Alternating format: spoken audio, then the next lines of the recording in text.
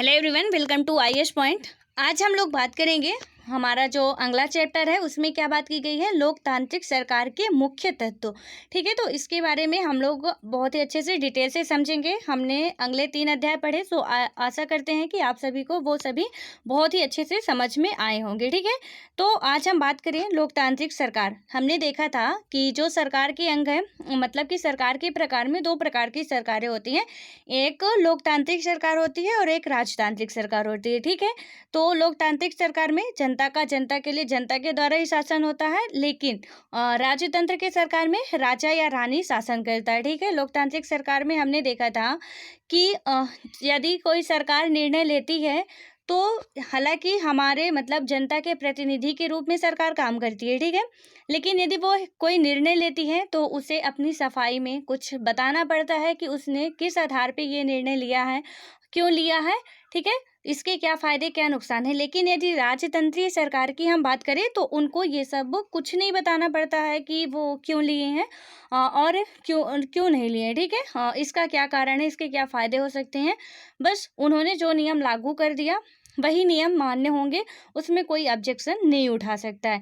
ठीक है, लेकिन लोकतांत्रिक की सरकार में लोग ऑब्जेक्शन उठा सकते हैं, मतलब कि ऑब्जेक्शन उठा सकते हैं कि यदि आपको गलत लग रहा है तो आप वहाँ पे बोल सकते हो कि यहाँ पे गलत है, उसका विरोध भी कर सकते हो। बट राजतंत्रीय सरकार में ऐसा नहीं था। ठीक है, तो हम लोकतंत्र सरकार के कुछ जो महत्व मुख्य तत्व हैं उनके बारे में समझेंगे।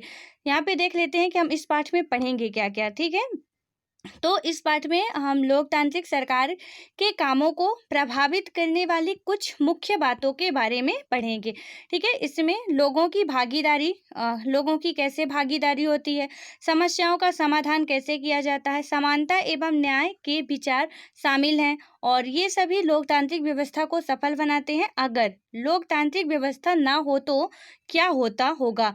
ठीक है, तो ये सारी बातें हम लोग इसमें जानेंगे। देन उससे पहले यहाँ पे एक कहानी लिखी हुई है, दक्षिण अफ्रीका में रहने वाली माया की कहानी। ठीक है, तो पहले उसको पढ़ के समझ लेते हैं कि क्या था, फिर उसके बाद हम नेक्स्ट आगे शुरू करते हैं। यहाँ पे आप मैप में थोड़ा सा देख लो पहले, ये दक्षिण अफ्रीका। ठीक है, जहाँ यहाँ माया की एक कहानी लिखी हुई है।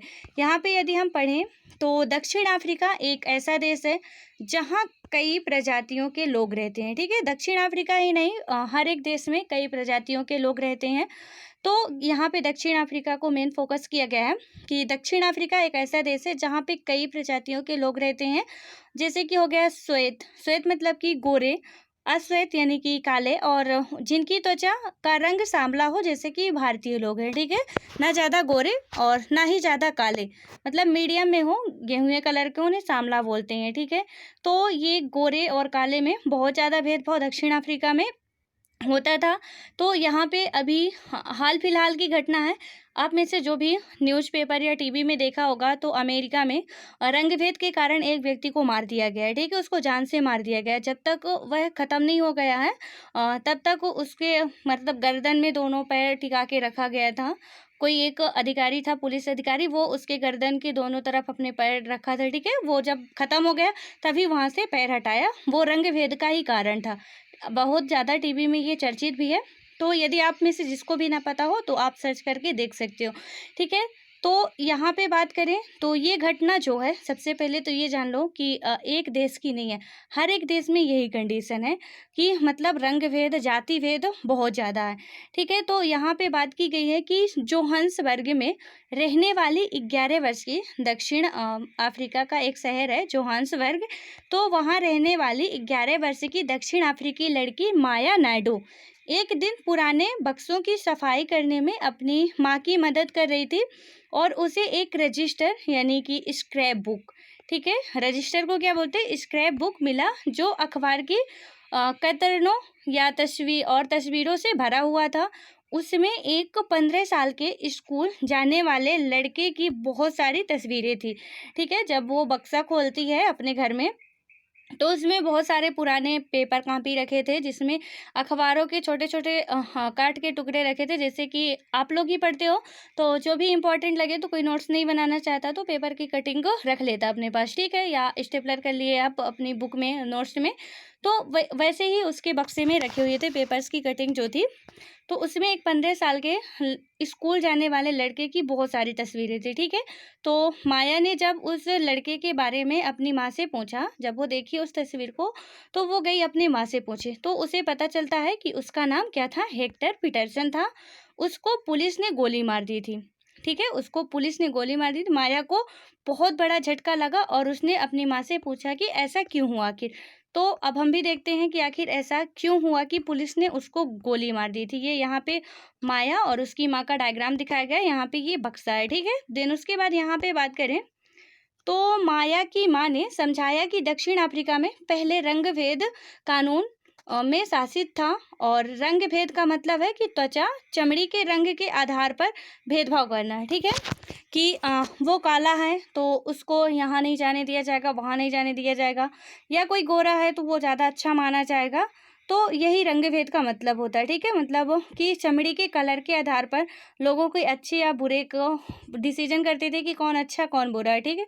दक्षिण अफ्रीका की प्रजातियां इसी आधार पर अलग अलग समूहों में बटी हुई थी। यही काले गोरे के आधार पे अलग अलग समूहों में बटी हुई थी। वहाँ के कानून के मुताबिक श्वेत अश्वेत भारतीय एवं अन्य प्रजातियों को एक दूसरे से संबंध बनाने की इजाज़त नहीं होती थी, ठीक है। जो श्वेत होते थे अश्वेत होते थे, भारतीय एवं अन्य जो प्रजातियों को एक दूसरे से संबंध बनाने की इजाज़त नहीं होती थी, मतलब वो किसी भी तरह का संबंध नहीं बना सकते थे, ठीक है। विभिन्न प्रजातियों के लोग ना तो एक दूसरे के आसपास रह सकते थे और ना ही आम सुविधाओं का इस्तेमाल कर सकते थे।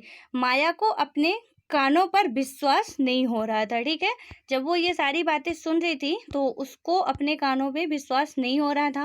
रंगभेद कानून के तहत जिस तरह का जीवन था उसके बारे में बताते हुए माया की माँ की आवाज़ में बड़ा गुस्सा था, ठीक है। जब उसकी माँ बता रही थी तो कहीं न कहीं वो भी परेशान रही होगी, तो इसलिए उसकी आवाज़ में बहुत ज़्यादा गुस्सा था। उन्होंने बताया कि श्वेत और अश्वेत लोगों के अस्पताल अलग-अलग होते थे, ठीक है। मतलब यहाँ पे देखिए कितना ज़्यादा भेदभाव किया जा रहा था। जैसे हमने फर्स्ट और सेकंड चैप्टर में पढ़ा कि दलितों के साथ या निम्न वर्ग के साथ जैसे भेदभाव किया जा रहा था, वैसे ही यहाँ पे अश्वेत और अश्वेत लोगों के साथ भेदभाव किया जा रहा था, ठीक है। मतलब कि अश्वेत लोगों के अस्पताल अलग होते थे और अस्पताल की गाड़ियां भी अलग होती थी, ठीक है। श्वेत लोगों के लिए जो अस्पताल की गाड़ियां थी वे ज़रूरत के सामानों से सुसज्जित होती थी। मतलब जितनी भी गाड़ी में इमरजेंसी के लिए ज़रूरत की चीज़ें थी वो सारी उसमें रखी जाती थी। लेकिन जो अश्वेत लोगों की गाड़ियां थी तो उसमें क्या था कि कोई सुविधाएं नहीं उपलब्ध थी, जिनके लिए रेल एवं बसें अलग होती थी। इनके लिए क्या है कि रेल एवं बसें अलग होती थी। यहाँ तक कि श्वेत और अश्वेत लोगों के लिए बस स्टैंड भी अलग अलग होते थे, ठीक है। अलग बसें होती थी, अलग बस स्टैंड होते थे। मतलब कि ये दोनों एक दूसरे को यूँ कहे कि देखना नहीं चाहते थे, ठीक है। कि देखने से सोचते रहे होंगे कि कोई यदि अश्वेत है तो ये ऐसा हो जाएगा, वो ऐसा हो जाएगा। तो ये मतलब श्वेत और अश्वेत में इतना ज़्यादा भेदभाव था कि देखना भी पसंद नहीं करते थे। इसीलिए सब कुछ अलग किया गया था। बस स्टैंड भी अलग थे, रेलगाड़ियाँ अलग थी, बसें अलग थी, ठीक है। और श्वेत लोगों को ज़्यादा सुविधाएं मिलती थी, ज़्यादा प्राथमिकता दी जाती थी, और अश्वेत लोगों को कम प्राथमिकताएं दी जाती थी, ठीक है। देन यहाँ पे नेक्स्ट बात करें तो जो अश्वेत लोगों को वोट देने की इजाज़त नहीं थी। जैसे यहाँ पे हमारे कंट्री में हमने पढ़ा कि दलित वर्गों को वोट देने की इजाज़त नहीं थी, औरतों को वोट देने की इजाज़त नहीं थी। तो जो भी अनपढ़ लोगों को वोट देने की इजाज़त नहीं थी, या जिसके पास पैसा नहीं है उनको वोट देने की इजाज़त नहीं थी, ठीक है। तो वैसे ही दक्षिण अफ्रीका में क्या था कि जो अश्वेत लोगों को वोट देने की इजाज़त नहीं थी। देश की सबसे अच्छी ज़मीन श्वेत लोगों के लिए आरक्षित की जाती थी, ठीक है। मतलब कि उनके लिए रिजर्व कर दी जाती थी। आरक्षण का मतलब क्या होता है कि एक कोई विशेष जो भी दर्जा हो उनको अलग से मिले, ठीक है, अलग से प्राप्त हो। जैसे आप देखते हो कि दिव्यांग लोगों के लिए एक आरक्षण की सीट है, SC ST के लिए आरक्षण की सीट आई है, ठीक है। तो मतलब उसमें किसी भी लोगों के लिए एक पर्सनल डिवाइड कर दिया जाता था कि ये बस इनके लिए ही है, इनके अलावा कोई नहीं पा सकता ये सीट को, ठीक है। एक नॉर्मल इंसान उस सीट को फिर नहीं पा सकता। उसी तरह था कि जो भी श्वेत लोगों के लिए सीटें आरक्षित कर दी गई थी, मतलब ज़मीन थी आरक्षित कर दी गई थी, और अश्वेत लोगों को असहाय लोगों को क्या किया गया था, खेती के लिए सबसे घटिया ज़मीन दी गई थी। मतलब कि जो बंजर होती थी, हाँ, जहाँ पे पानी की सुविधा नहीं होती थी, कुछ ऐसी ही ज़मीन उनको दी जाती रही होगी। देन उसके बाद कि इससे पता चलता है कि अश्वेत लोगों एवं भारतीयों को श्वेत लोगों के बराबर नहीं माना जाता था, ठीक है। जो भी वहाँ भारतीय रहते थे तो उनको श्वेत लोगों के बराबर नहीं माना जाता था। श्वेत मतलब यहाँ गोरे से है, ठीक है। तो मतलब भारतीय लोगों को भी काला माना जाता था, तो उनको श्वेत लोगों के बराबर यानी गोरे लोगों के बराबर सम्मान नहीं मिलता था, ठीक है। उनको भी अपमान झेलना पड़ा था। आपने देखा होगा कि दक्षिण अफ्रीका में ही महात्मा गांधी ने आंदोलन किए थे, यही रंगभेद के कारण ही, ठीक है। तो इसका मेन यही कारण है कि भारतीय भी जो वहाँ जाते थे उनको भी बहुत भेदभाव करना पड़ता था। आप महात्मा गांधी जी को पढ़ोगे तो आपको बिल्कुल डिटेल से समझ में आएगा कि कैसे उनके साथ भी बहुत ज़्यादा अत्याचार हुए थे। उन्हें भी गाड़ी बस में नहीं बैठने दिया जा रहा था, जो ट्रेनें थी, ठीक है, जहाज़ में नहीं बैठने दिया जा रहा था। तो इसके बाद उन्होंने जो अपना पहला सायद आंदोलन वहीं किया था, ठीक है। आप पढ़ोगे तो आपको समझ में आएगा। देन उसके बाद बात करें तो दक्षिण पश्चिमी हिस्से में एक शहर था। उस शहर का क्या नाम था? सोवेटो था, जहाँ सिर्फ अश्वेत लोग ही रहते थे। हेक्टर पीटरसन वहीं रहता था, ठीक है, दक्षिण पश्चिमी क्षेत्र में। अब यहाँ पे आप देखो, ठीक है, आपको यहाँ पे हमने दिखाया 1 मिनट, तो मैप देखते हैं। ये देखो ये कहाँ पे है, इक्वेटर के नीचे, ठीक है। ये दक्षिण अफ्रीका जो है तो यहाँ पे है। यहाँ पे कुछ गोरे लोग रहते थे, कुछ काले लोग रहते थे, ठीक है। यहाँ से क्या है, विषुवत रेखा जाती है यहाँ से, ठीक है, यहाँ से विषुवत रेखा जाती है। तो यहाँ वाले क्षेत्र में जो है कुछ काले रहते थे और कुछ लोग गोरे रहते थे, ठीक है। आप मैक्सिमम लोगों को देखोगे तो दक्षिण अफ्रीका के जो मैक्सिमम लोग हैं वो ज़्यादातर काले ही होते हैं, ठीक है। तो वहाँ पे मतलब कुछ ऐसे हैं कि जो गोरे होते हैं, लेकिन अफ्रीकन जितने भी होते हैं ज़्यादातर ऐसे ही होते हैं और उनका कुछ बनावट भी बहुत ही अजीब टाइप की होती है। देन यहाँ पे हम बात करें यदि, तो हेक्टर पीटरसन वहीं रहता था। कहाँ रहता था? सोवेटो में, ठीक है। और वहाँ के श्वेत लोग अफ्रीकन्स भाषा बोलते थे, जो वहाँ के गोरे लोग थे वो अफ्रीकन्स भाषा बोलते थे, ठीक है। और हेक्टर और स्कूल के अन्य विद्यार्थियों पर इस भाषा को सीखने के लिए जोर डाला जा रहा था, जबकि क्या है कि हेक्टर जो था वो अपनी भाषा यानी कि जुलू सीखना चाहते थे। जो गोरे लोग थे वो अफ्रीकन्स बोलते थे, ठीक है।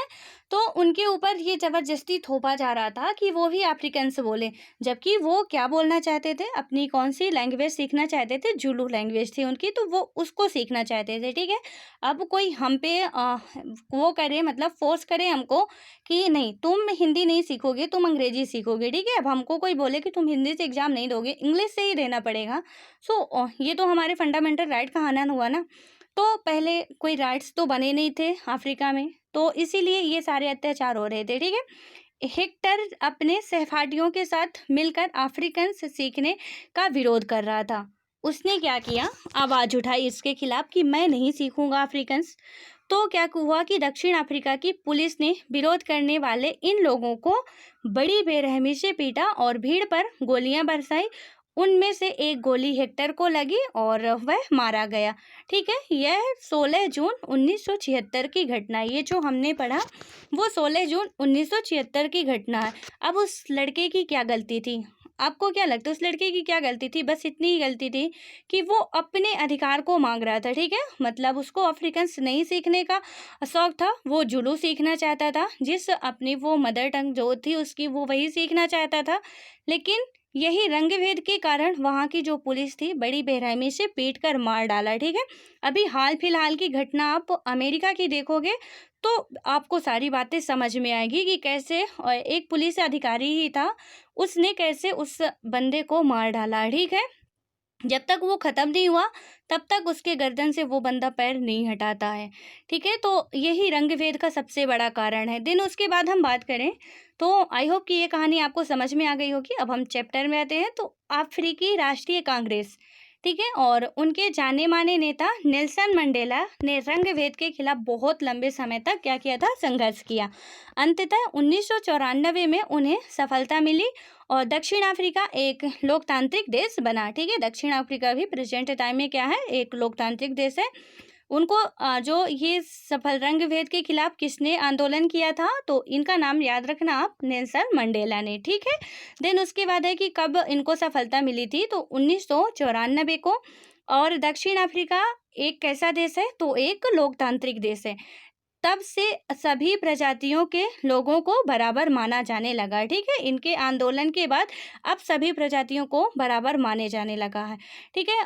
हमने जितनी भी क्लासेस पढ़ी सब में समझ में आया कि हमको अपने अधिकार के लिए लड़ना पड़ता है। 100 बात की एक बात कि हमको अपने अधिकार को पाने के लिए किसी ना किसी को तो उसके खिलाफ आवाज़ उठानी ही पड़ती है। ठीक है। यदि जब तक हम आवाज़ नहीं उठाएंगे, लोग हमारा ऐसे ही फ़ायदा उठाते रहेंगे।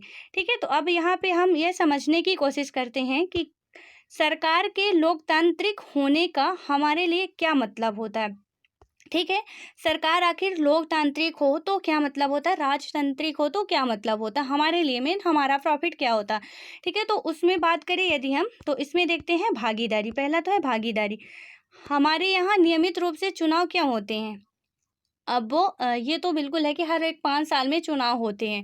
ठीक है। लोकसभा के होते हैं, राज्यसभा के, विधानसभा के होते हैं, सब चुनाव होते हैं। पंच, सरपंच जितने भी हैं सारे के चुनाव होते हैं। ठीक है। तो आखिर चुनाव होना क्यों ज़रूरी है नियमित रूप से। तो हमने पिछले जितने भी अध्याय थे उनमें से पढ़ा है कि लोकतंत्र में लोग निर्णय लेते हैं। ठीक है। हमने पहले भी समझा कि लोकतंत्र में लोग निर्णय लेते हैं और चुनाव में वोट देकर वे अपने प्रतिनिधि चुनते हैं।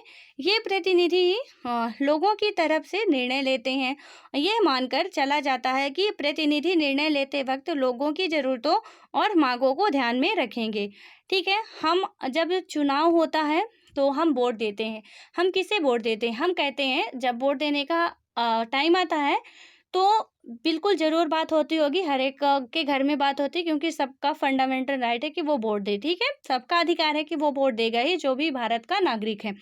तो यहाँ पे क्या बात की गई है कि हम वोट देते हैं, हम उसे वोट देते हैं जिसको लगता है कि ये बंदा हमारे लिए कुछ अच्छा काम कर सकता है। ठीक है। हम उसकी सरकार लाना चाहते हैं। हालांकि फिर वही सरकार हमको सुनती नहीं है, बोल देती है जाओ कल आना, मतलब जूते घिस जाते हैं पर हमारा काम नहीं होता है। ठीक है। तो वो अदर मैटर है। बट यहाँ पे हम उन्हीं को प्रतिनिधि चुनते हैं जिन पे हमें ये विश्वास होता है कि ये हमारी समस्याओं को मद्देनज़र रखते हुए सारी योजनाओं का निर्माण करेंगे। ठीक है। और निर्णय लेंगे, और निर्णय लेते वक्त क्या करेंगे कि लोगों की जो भी मांगें होंगी, ज़रूरतें होंगी, उनका मतलब पूरी करने की ध्यान में रख के वो सारे निर्णय को लेंगे। देन उसके बाद हम यदि पढ़ें तो सभी सरकारों को एक निश्चित समय के लिए चुना जाता है। ठीक है। हमने ये भी देखा कि सरकार क्या होती है, सरकार की डिफिनेशन भी हमने समझ लिया है। और आप में से यदि जो भी वीडियो नहीं देखा हो वो जाके नेक्स्ट वीडियो पहले देख ले, तब आपको ये समझ में आएगा। ठीक है। तो हमने क्या देखा था कि सरकार की मतलब कि सरकार क्या होती है कि कुछ निश्चित व्यक्तियों का समूह होती है। तो यहाँ पे क्या बात की गई कि सभी सरकारों को एक निश्चित समय के लिए चुना जाता है। भारत में यह अवधि 5 वर्ष की है। ठीक है। कोई भी सरकार हो, जैसे अभी मोदी सरकार चल रही है, भाजपा की सरकार चल रही है, वो कितने वर्ष के लिए, 5 वर्ष के लिए। ठीक है। 5 वर्ष के बाद फिर चुनाव होंगे, फिर हम वो चुने जाएंगे। उसके बाद यदि हमारा मन हुआ तो हम चुनेंगे उन्हीं को, नहीं तो फिर दूसरे को चुनेंगे। ठीक है। हालांकि ये है कि कोई भी व्यक्ति कितने भी बार अपने मतलब वो चुनाव में खड़ा हो सकता है। ठीक है। उसमें कोई बाध्यता नहीं है। हाँ, एज लिमिट रहती है कि इतने से इतने तक हो सकता है, जैसे प्रधानमंत्री, राष्ट्रपति कि कितने साल से कितने साल तक ये मतलब इनकी लिमिट रहती है एक फिक्स की, 62 साल या 5 साल की जो भी उनका कार्यकाल होगा उससे पूरा होने से पहले पहले ये चुनाव लड़ सकते हैं। ठीक है। यदि आपको और एनसीईआरटी के साथ साथ पॉलिटी की एम लक्ष्मीकांत भी पढ़नी हो फ्रेंड्स, तो यूट्यूब में सर्च कीजिएगा, दिव्य एजुकेशन नाम से एक चैनल है, मेरा ही है। वहाँ पे हमने पॉलिटी कवर करा रही है, ठीक है, करा दिए हैं, मतलब कि करा रहे हैं। इसी के साथ साथ क्योंकि आप लोगों के बहुत से एग्ज़ाम अभी होने वाले हैं, ताकि आप लोगों को प्रॉब्लम्स ना हो और सारा एनसीईआरटी भी कंप्लीट हो जाता है और साथ साथ एम लक्ष्मीकांत भी होता जाए। ठीक है। तो यदि आप में से जो भी इंटरेस्टेड हो आप सर्च करना और वहाँ से जाके वीडियो देख लेना। ठीक है। आपको सारी बातें, राष्ट्रपति, जितने भी एम लक्ष्मीकांत के टॉपिक वाइज टॉपिक हैं वो सारे समझाए गए हैं। ठीक है। तो यहाँ पे हम बात करते हैं भारत में यह अवधि कितने साल की है, 5 वर्ष की है। एक बार चुने जाने के बाद सरकार 5 वर्ष तक सत्ता में रहती है। ठीक है, सरकार का फिर से सत्ता में बने रहना तभी संभव है जब लोग उसे बार बार चुने। ठीक है, चुनाव का समय लोगों के लिए वह घड़ी है जब वे लोकतंत्र में अपनी ताकत को महसूस करते हैं। ठीक है, वह ही एक ऐसी घड़ी है, क्लास 7th में हम लोग पढ़ेंगे कि कैसे चुनाव के टाइम में हम सब एक रहते हैं। मतलब एक धनी व्यक्ति भी हमारे साथ लाइन में खड़ा होता है वोट डालने के लिए।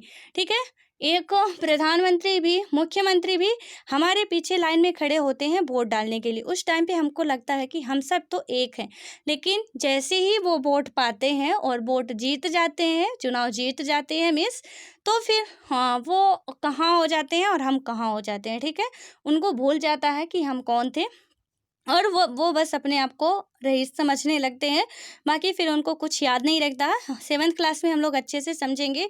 तो यहाँ पे क्या बात की गई है कि इसी टाइम पे जो लोकतंत्र में अपनी ताकत को महसूस करते हैं। इस तरह से नियमित चुनाव होने से लोगों का सरकार पर नियंत्रण बना रहता है। ठीक है, नियमित चुनाव होना क्यों जरूरी है, अब आपको समझ में आ गया होगा। क्योंकि यदि सपोज एक ही सरकार बनी रही, जैसे राजतंत्रीय सरकार में हम चाहें तो भी वही राजा रहेगा और हम नहीं चाहते तो भी वही राजा रहेगा। ठीक है, चाहे वो अच्छा हो या बुरा हो, हम उसे नहीं हटा सकते हैं ना ही उसके खिलाफ हम आवाज़ उठा सकते हैं। लेकिन यदि लोकतंत्र की सरकार है तो फिर हम सोचेंगे अच्छा काम नहीं कर रही तो सोचेंगे चलो 5 साल किसी तरह झेलते हैं, 5 साल बाद तो फिर तुमको बताते हैं। ठीक है, तो फिर तो क्योंकि हमारे द्वारा चुने जाते हैं, तो यदि हमको वो पसंद नहीं आ रहा है तो फिर हम क्या करेंगे, उनको 5 साल बाद उनको उनके पद से हटा सकते हैं। इसीलिए ये चुनाव कराना बहुत इंपॉर्टेंट होता है। ठीक है, देन उसके बाद बात करें तो भागीदार के अन्य तरीके। ठीक है, भागीदार, और यहाँ पे भागीदार कैसे कैसे बन सकते हैं वहाँ देखा हमने। अब इसके कुछ अन्य तरीके हैं, वो कैसे, इसको समझते हैं। तो चुनाव 5 वर्ष में एक बार होता है। ठीक है, आप सभी को पता है चुनाव 5 वर्ष में एक बार होता है। वोट देने के अलावा लोकतांत्रिक सरकार के निर्णयों और नीतियों में लोगों के भाग लेने के और भी कई तरीके होते हैं। ठीक है, कि वो कैसे कैसे भाग ले सकते हैं। लोग सरकार के कार्यों में रुचि लेकर और उनकी आलोचना कर के भी अपनी भागीदारी निभाते हैं। क्योंकि हर एक फील्ड में यदि कोई हमारा शुभचिंतक होता है तो कोई हमारा आलोचक भी होना चाहिए। ठीक है, यदि हमको कोई अच्छा ही अच्छा बोल रहा है तो हम तो फिर आसमान में चढ़ते जाएंगे ना, लेकिन कोई हमको सुधारने वाला भी होना चाहिए।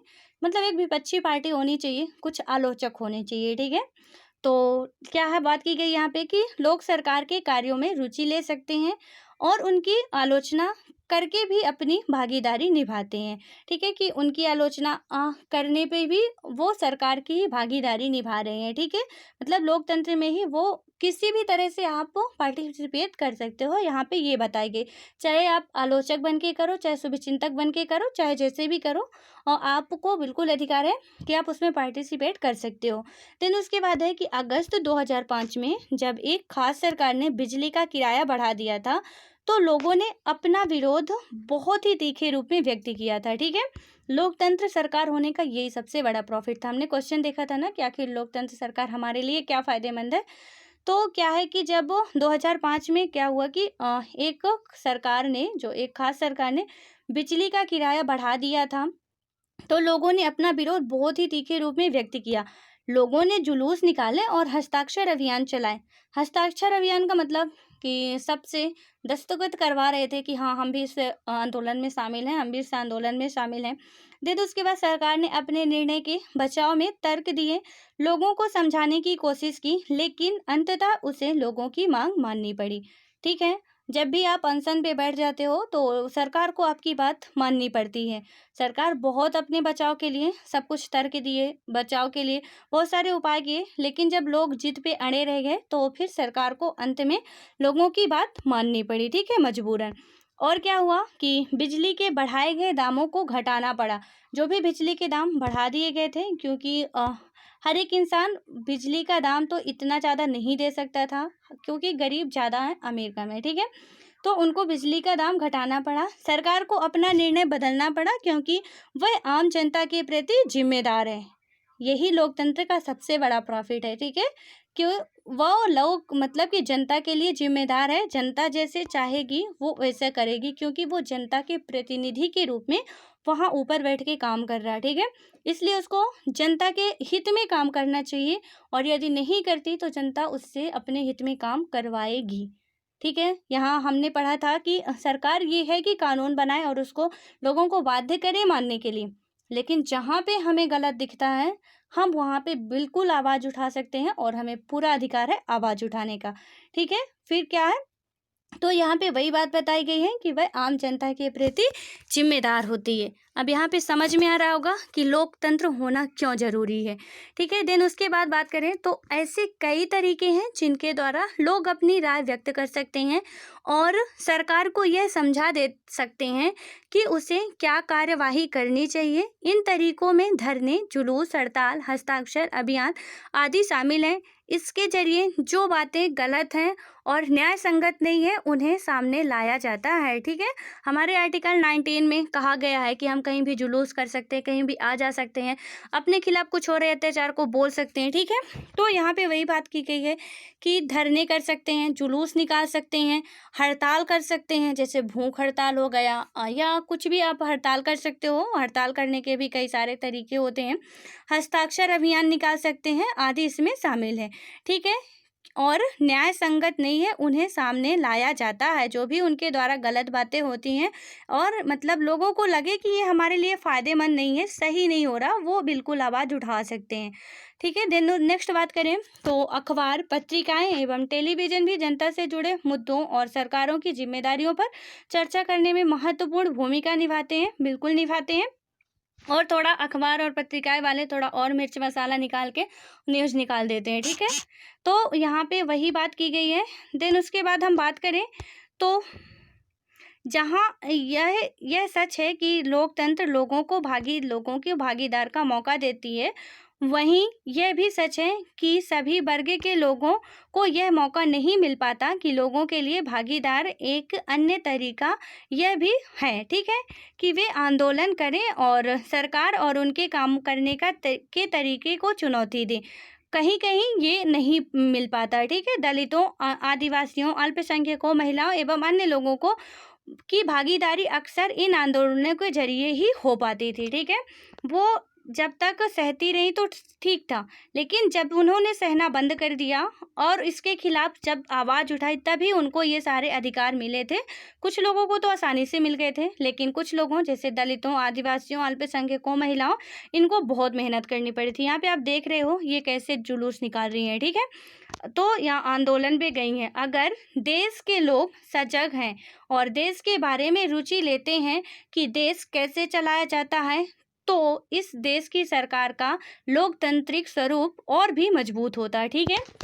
यदि देश की जनता सजग है, सजग का मतलब क्या हो गया कि हमारी सरकार यदि सही करती हो तो ठीक है, यदि गलत करती है तो उसमें हम आवाज़ उठाएं, क्योंकि वो नहीं हो जाए कि हाँ करे, सही करे तो हाँ, गलत करे तो हाँ, ठीक है। तो ऐसे नहीं होना चाहिए, आपको किसी भी क्षेत्र में ऐसे नहीं होना चाहिए। यदि आपके साथ कहीं भी गलत हो रहा है उस पर बिल्कुल आवाज़ उठाओ आप, क्योंकि हमारे कई साथी होते हैं, मित्र होते हैं जो हमारे गलत करने पर भी हमको क्या बोलते हैं, अरे वाह वाह बहुत अच्छा किया आपने, जबकि हमको भी पता कि हम गलत कर रहे हैं।